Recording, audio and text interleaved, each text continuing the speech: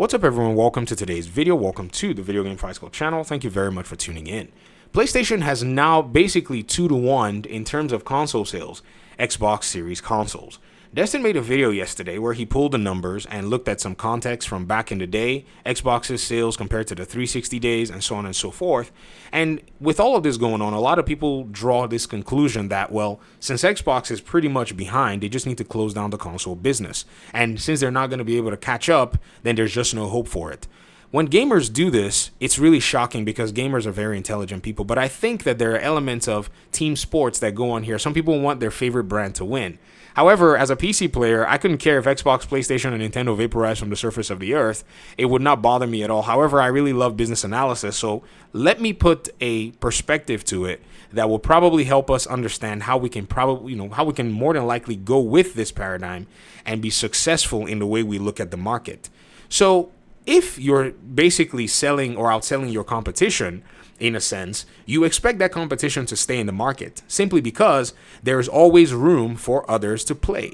We're going to use the example of Steam versus Good Old Games versus Epic Games to actually highlight this point first. Then we're going to go further into other industries where there are competitors and see what unique selling points are available. Steam versus Epic versus Good Old Games.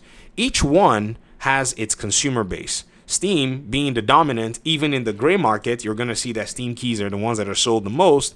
It's pretty much sitting on top. They care about their customers in the sense that they provide functionality, flexibility, all kinds of stuff within their ecosystem that makes it just so easy to use. You have accessibility to games that are on Steam. If you're a publisher, you want to come on Steam.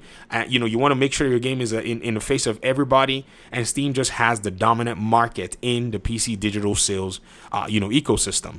However, Epic Games, who tried the exclusivity madness and is giving out free games, is basically following suit in a sense.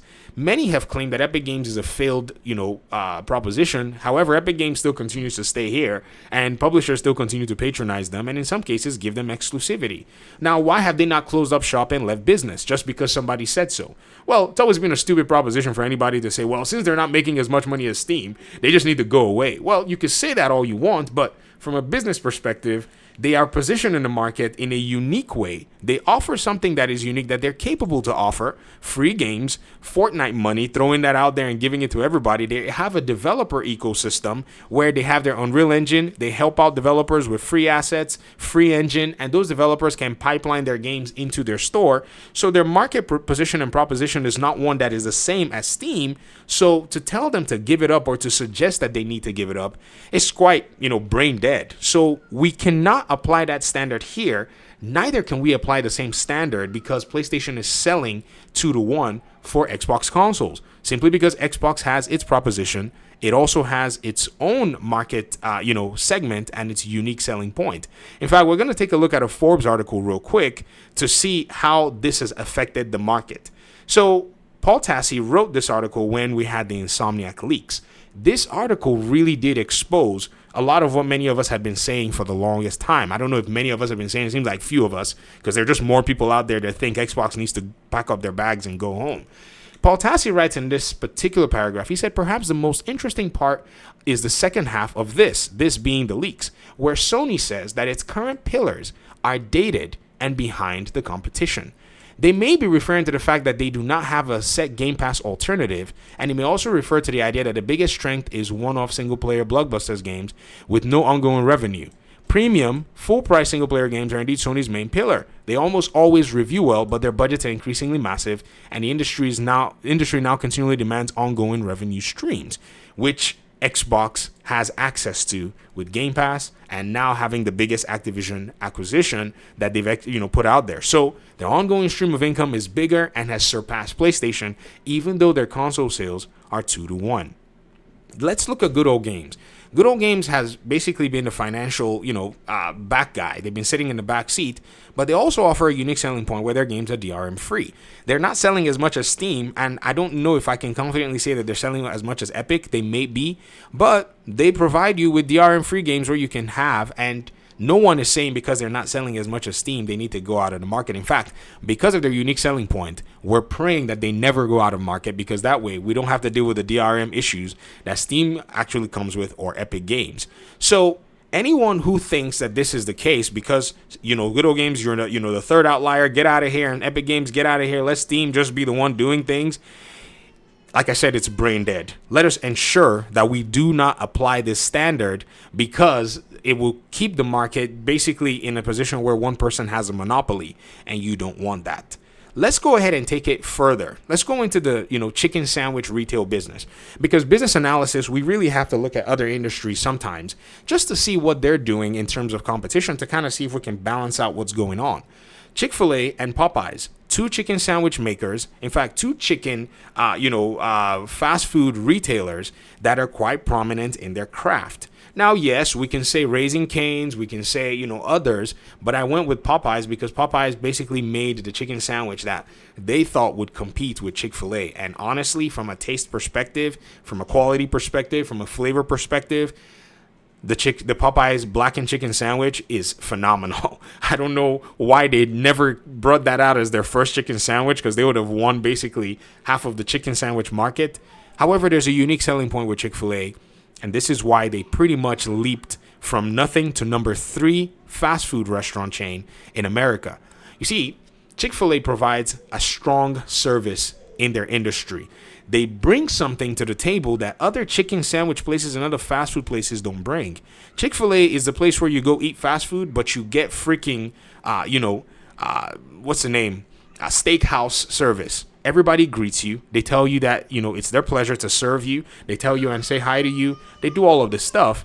And in my opinion, I think it's probably the way that the thing that actually keeps them in the market and keeps them dominant. They also have speed of service, which is something that many other places don't have yet and have not necessarily been able to replicate. And I can tell you this is why Chick-fil-A is dominant. However, none of you out there has said to Popeyes, pack up and go, because Popeyes is good because Popeyes serves this and this and this. Well, there are people, 27 million of them, even though there are not 60 million of them, that still say Xbox has something that I like, and they offer something that is actually, in my opinion, that tastes better to me, or it has a different flavor to me. And so I'm going to stick around and I'm going to hang around. Seeing these examples, I think when we talk about this, in a broader context, and I see a lot of gaming journalists continue to fall into this, trap, that we kind of realize that the way competitive markets work requires that, a lot of the different offerings, even if they may have similar markets, they need to have something that is unique and be able to find an audience and a crowd that actually likes it. For those of you who may or may not know, Epic Games is actually one that I've been very surprised to see how they've been faring in the industry. I play Mortal Kombat on PC, there's crossplay and all that, and so when somebody else comes in from a different ecosystem, it shows their logo of the platform they're playing on. What's really surprising is I've been able to see that there are a lot of Epic Games players that are playing crossplay. I've also seen this trend even with other games like Gotham Knights, when I used to play, their Heroic Assault, which was their multiplayer mode. And I was seeing a lot of people, even in a game that is so niche, and I was shocked. I was like, wow, that's insane, because I would think that more people would be from the Steam side of things. However, it appears that, other platforms are still gaining ground in this, in this way. So can we try our best to stop opening ourselves up to weak arguments and exposing bias or premature disappointment in the fact that other people are not buying a console? If you want to play on the PlayStation 5, play on the PlayStation 5. If you want to play on the Xbox, play on the Xbox. If you want to play on PC, play on PC.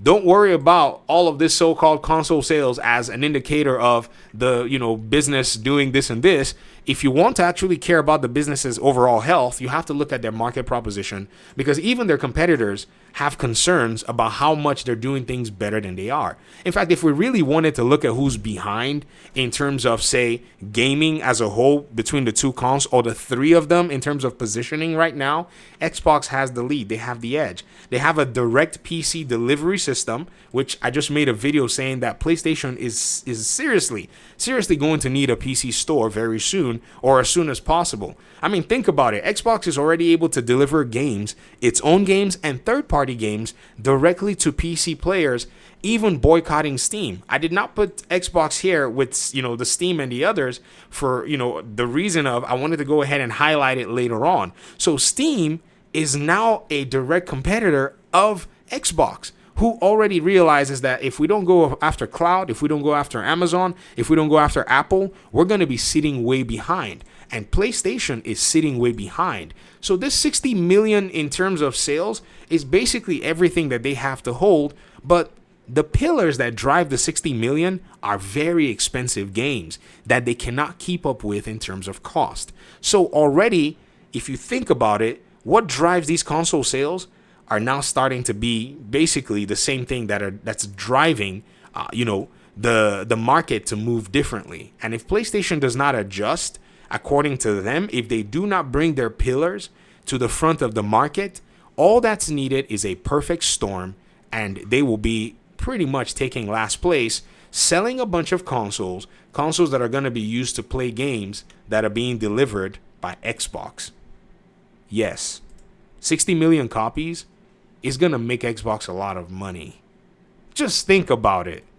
Can you imagine that? After having been, behind in console sales, somehow your competitor who sells more consoles than you is powering and selling more of your software and making you way more money.